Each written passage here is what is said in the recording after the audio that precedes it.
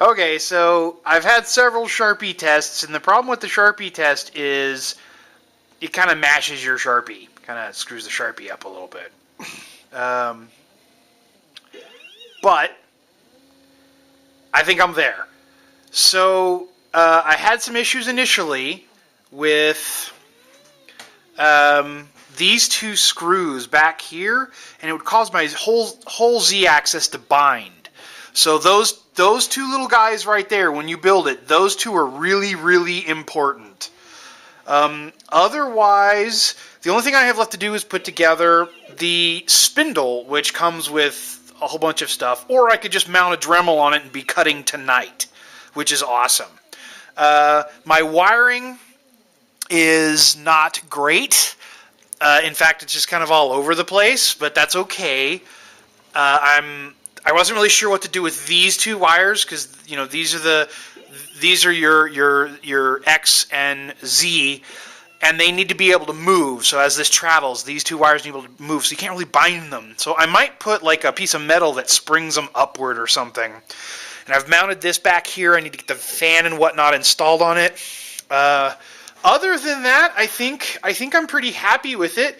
The Hello World is working. It took some time to figure out how to get it to correctly do everything. Whether it's in metric or inches mode, follow the instructions in here to the letter because they are. You could really screw things up if you don't. I don't think you can break anything. Like I was worried about this when the Z-axis was binding because my screw was this way a little bit too much. You could hear it going, really grinding its gear, which was scaring me. So I got out of there and I'm like, I need to figure out what's going on and fix that. But once I noticed, when I came over here and I saw that the screw was like out at an angle, I was like, aha! And that made me realize I had those two screws in the wrong spot. And they're slots.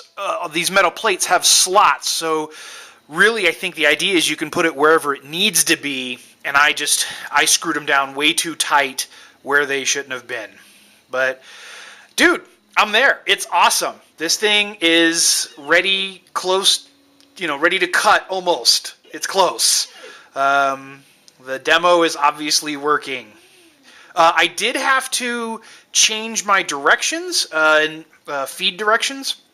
For whatever reason, when I loaded their demo, my X and Z were backwards, which has confused me because I wired it exactly as they said to wire it. So I'm not really sure why those were backwards, but that's all right, I guess. I'll let this sucker finish drawing out Shapeoko for you because it's exciting and awesome. And, maybe tomorrow I can put some wood on there and try cutting using the Dremel and then work on getting the spindle mounted and powered and everything after that. I guess, I don't know, I'm going to have to figure out where I'm going to mount the power supply and all that stuff. We'll see. This has been fun. This has been an interesting challenge. And you can see over here, by the way, where it was pressing so hard that I had to stop it and go, okay, you're screwing up my Sharpie. So this was actually my 5th test. I have another piece of paper over here where I was trying to use a pencil. But there you go, sir.